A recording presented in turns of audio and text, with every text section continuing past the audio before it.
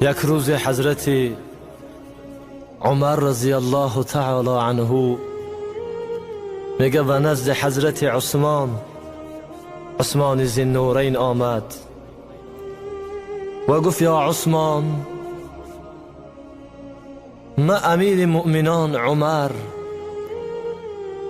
دومین اصحاب رسول الله صلی الله علیه و سلم میخواهم برای تو یک چیز برسانم.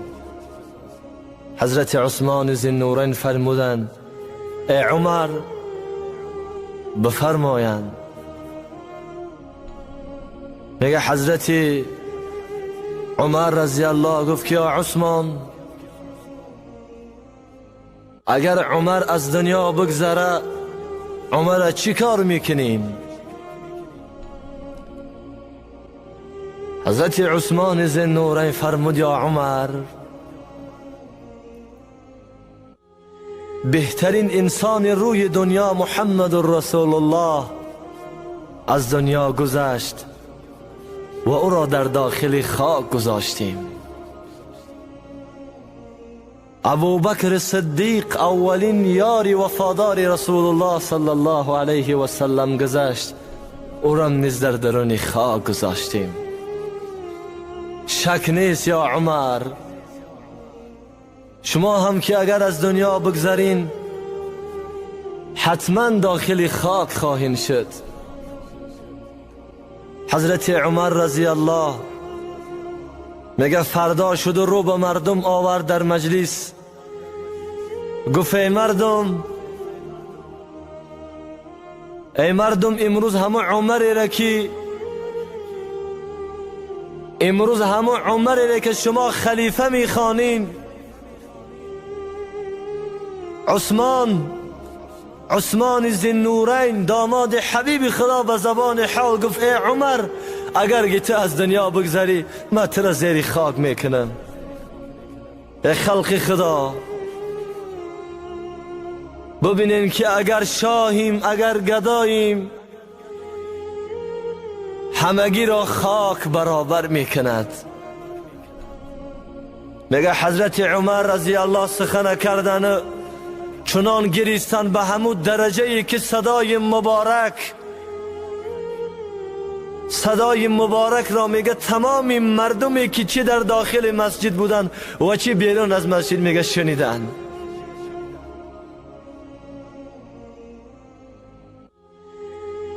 باری میگه حضرت عمر رضی الله به قبرستان گذر کردند، بالای یکی از قبرها نشستند و گفتند ای صاحب قبر، آیا میدانی که دنیا به زن و فرزندان تو چی کرد؟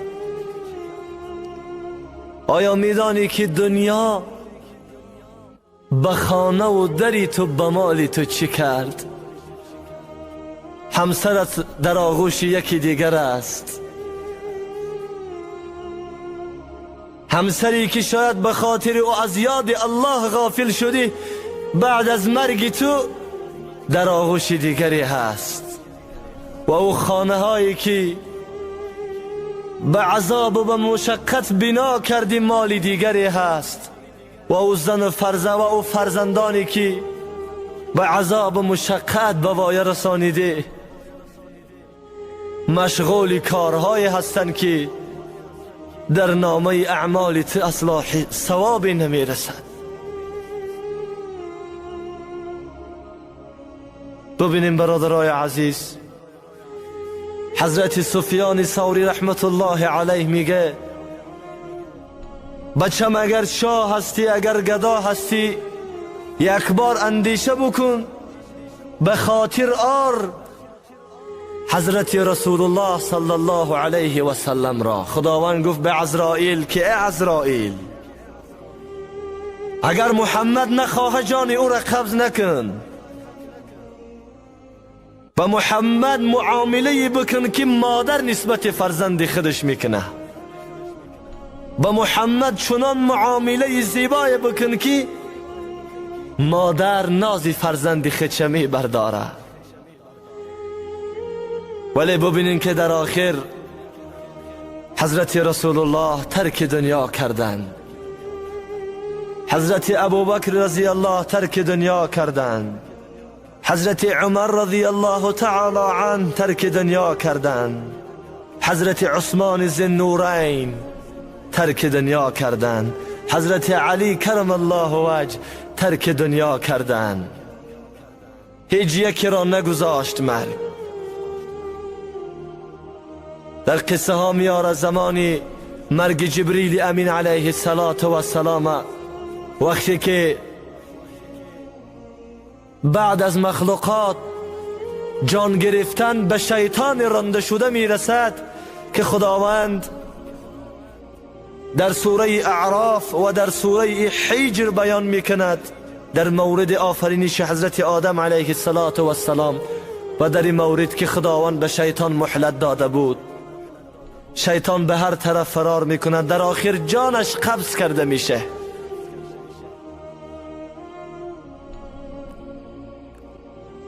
در آخر جانش قبض کرده میشه. حضرت اسرافیل، حضرت میکائیل و حضرت نوبت به حضرت جبریل و حضرت عزرائیل علیه السلام رسیده است. پروردگار حضرت عزرائیل میگه یا عزرائیل، آیا کسی دیگر وجود دارد از مخلوقانی که در دنیا زنده باشند؟ حضرت عزرائیل میگه یا رب، تو داننده حالی که به جز من و جبریل دیگر کسی زنده نیست. خداوند میگه جان جبرائیل هم نیست، قبض بکه. جبریل امین علیه السلام گریه میکنه، میگه ای پروردگار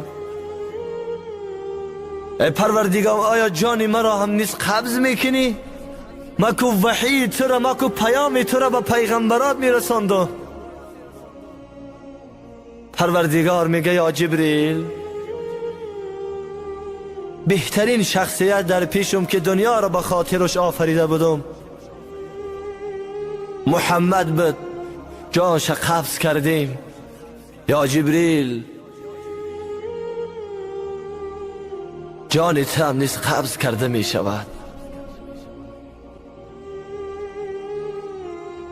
جان تو هم نیست گرفته می شود و حتی عزرائیل هم نیست جانش گرفته می شود. حضرت جبرائیل امین میگه یک آه و فریاد میکشه به اهل آسمان، میگه یا رب، جبریل از مرگ نمی ترسه،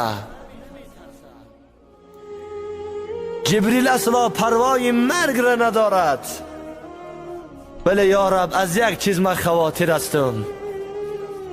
خداوند میپرسه یا جبریل از چی چیز خواطر هستی؟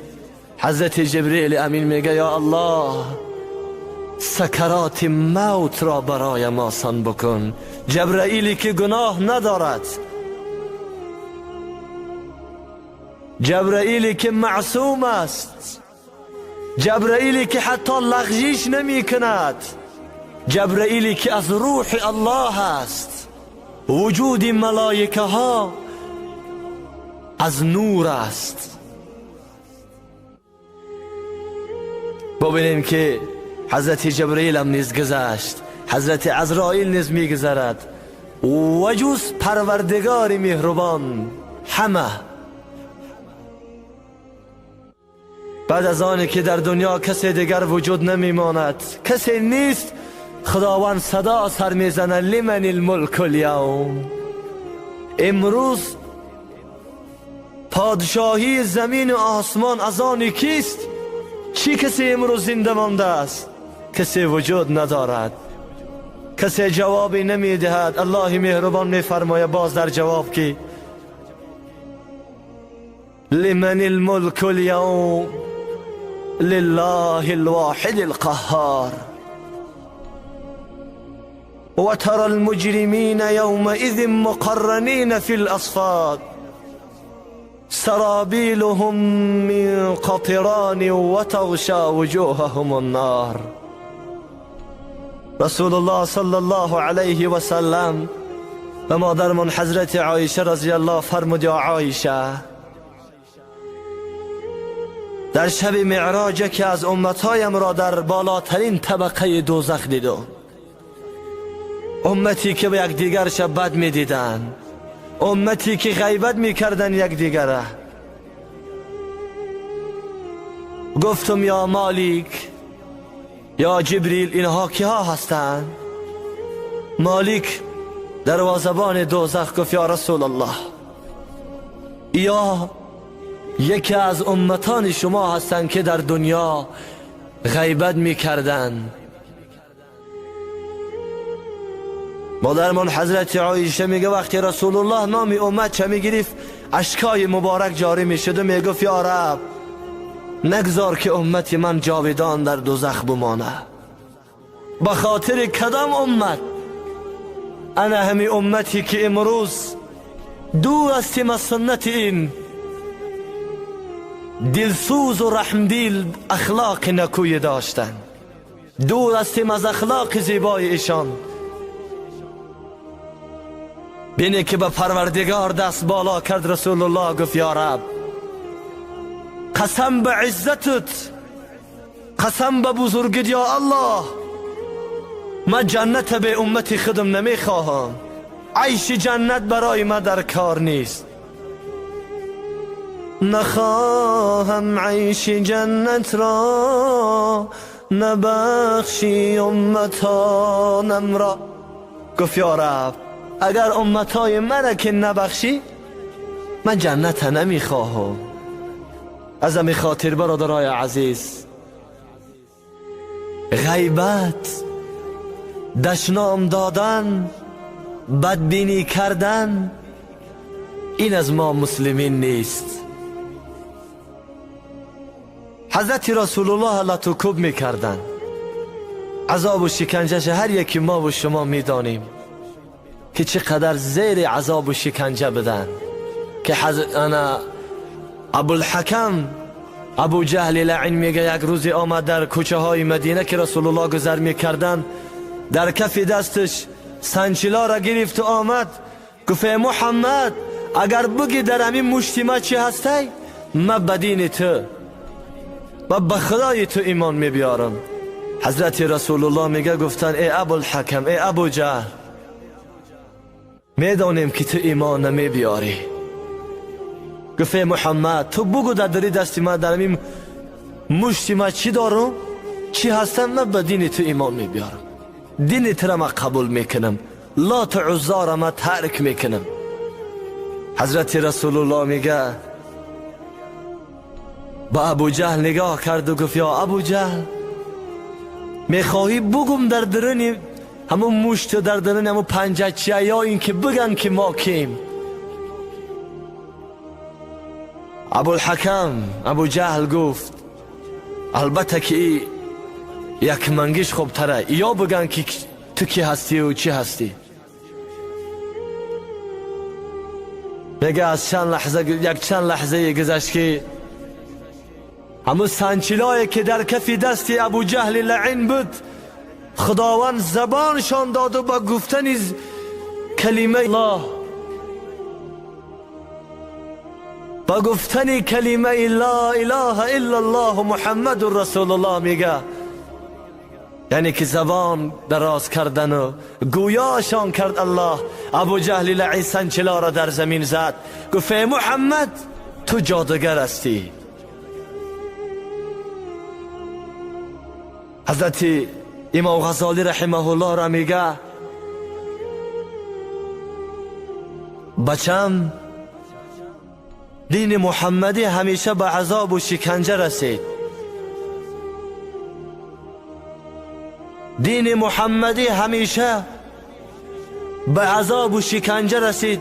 مبادایی که اگر در یک برادرت، در یک دوستت یک حدیث را، یک قصه عبرت آمیز را که گفتی، اگر دیگرات را سرزنش کردن اصلا خواطر نشه. ببینین که پیغمبر وقتی قرائت میکردن، سخن خدا را میرساندن، مردم میگفتن تو دیوانه هستی. آیه زیبای سوره و نجم بخوانیم که خداوند میفرماید بسم الله الرحمن الرحیم و النجم اذا هوى ما ضل صاحبكم وما غوى وما ينطق عن الهوى إن هو إلا وحي يوحى علمه شدید القوى. او چیزی را که محمد برای ما و شما میرسانه او ای هوا نمیگه، او وحی هست از جانب پروردگار. همی هر کسی که راهی مقدس اگر راهی دعوت پیشه گیره او بی بلا نمیمانه.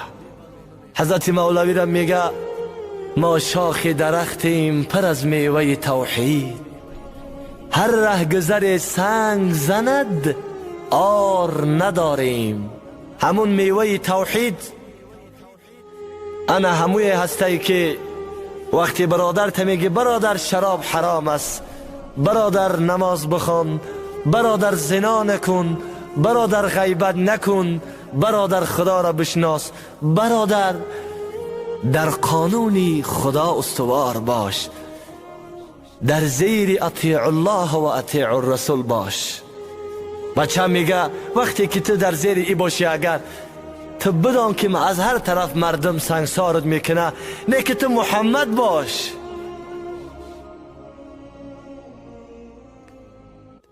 تو محمد باش که رسول الله دندان مبارک زدن خون کردن. جبریل امین گفت یا محمد اگر بخواهی گفت که ها را به امی سرشان چپه میکنم.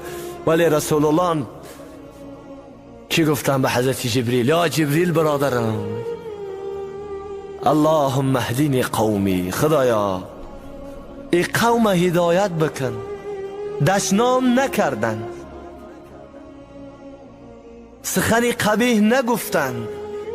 در کتاب خلق عظیم در صحیفه 346 در موضوع آیه انک لعلی خلق عظیم 17 ورق می نویسه. مفسران زیبا و گوارا میارن، میگه محمد همچون شمعی هست روشنایی زیبایی دارد که ما و شما را به راهی دعوت میکند.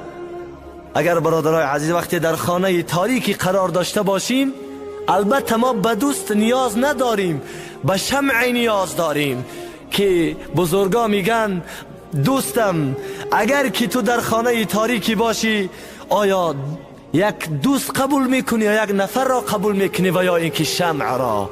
البته میگه اگر یک نفری را قبول کردی او اگر از خدا و پیغمبر ایمان نداشته باشد او شمع تار است، او شمعی است که فروزان نیست، میتوانه که به هر کجا به هر چاهی بیافتین. ولی شمع انتخاب کن که فردای روز قیامت نگی یا ویلتا لیتنی لم اتخذ فلانا خلیلا. فردای روز قیامت نگی که ای کاش من فلانی را به دوستی قبول نمی کردم. میگه خدایا کاش یک بنده صالحی تو را که بنده های صالح دوستایی که خدا ترسن به دوستان شفاعت میکنن. در احادیث قدسی میاره که وقتی یک نفر را داخل دوزخ میبردن از او سوال شد آیا دوستی دارد که دوستی او خدا را بشناسه؟ از او پرسان شده گفت نه من دوستی ندارم که خدا را بشناسه. میگه باز به دوزخ نزدیک شد، خدا گفت به ملائکه ها که به همون ملائکه هایی را که الله در سوره الحق می فرماید که خذوه فغلوه ثم الجحیم صلوه ثم فی سلسلة زرعها 70 ذراعا فاسلکوه، که در گردن زنجیر می اندازن کشان کشان داخل دوزخ می برن. میگه همون بشر ابو پرسینی آیا یگان دوستی داره که دوستی همنشین یکی از صالحان ما باشه، یکی از مؤمنان ما باشه؟ کمی فکر میکنه میگه یا الله من یک دوستی دارم که همون دوستم دوستی داره که همنشین انسانهای صالح است. الله میگه قسم به بزرگیم هر کسی که با دوستان ما همنشینی بکنه آتش جهنم برای او حرام است. مفسران در آیه مبارکه یا ویلتا لیتنی لم اتخذ فلانا خلیلا میارن. امروز دوستان صالح بگیریم، امروز دوستی را بگیریم که ما را بگه که برادر راه حقیقت را بگی. کدام راه؟ راه شفقت و مهربانی، راهی که راه حقیقت باشه برادرای جان من. همیشه مهربانی. 5 وقت نماز، روزه ماه مبارک رمضان و اقامت الصلاة و ایتاء الزکات، زکات دادن اگر داریم مبلغ، و صوم رمضان و روزه گرفتن ماه مبارک رمضان، و حج لبیتی من استطاع. خدا میگه حج بکنین اگر من استطاع، اگر تواناییتان هست، اگر پیسه اگر پول که دارین حج بکنین. خدا را ببینین که برای ما سختی نمیاره. دین مقدس اسلام دین سختگیری و دین سختی نیست، دین آزاد است، دین علم است. خدا را ببینید که اولین کلمه که نازل کرد اقرأ، بخوان گفت محمد بسمی بنامی ربک الذی خلق، بسم ربک الذی خلق. خالق یعنی آفریننده تمام مخلوقات، رب پروردگار، پرورشگر ما، آفریننده ما، رزق دهنده ما، شفا دهنده ما، راه نشان دهنده ما، فقط رب است. از همین سبب بزرگا در همین آیه اقرأ بسم ربک الذی خلق میفرمایند علم اگر که انسان با آموزه هیچگاه گمراه نخواهد شد. انشاءالله موضوع را به آخر میرسانیم. خداوند ما و شما را برای اهدنا الصراط المستقیم هدایت کرده باشه. الله صلح و صلاح و آرامی و آسایشتگی را در وطن عزیزمان و در دیگر دولت‌های روی دنیا پاینده و استوار بگردانه که خداوندم نیز در قرآن صلح خیر، یعنی اگر شما با یک دیگرتان اتفاق باشین، اگر صلح باشد الله صلح دوست می‌داره. حتی میگه پروردگار سخنی است دروغی را که اگر برای صلح باشه او سخن دوست می‌داره، ولی اگر راسته که برای فتنه انگیزی باشه الله او سخن بد می‌بینه. الله اکبر. از همین خاطر همیشه اتفاق باشیم، دشمنی نورزیم. السلام علیکم و رحمت الله و برکاته.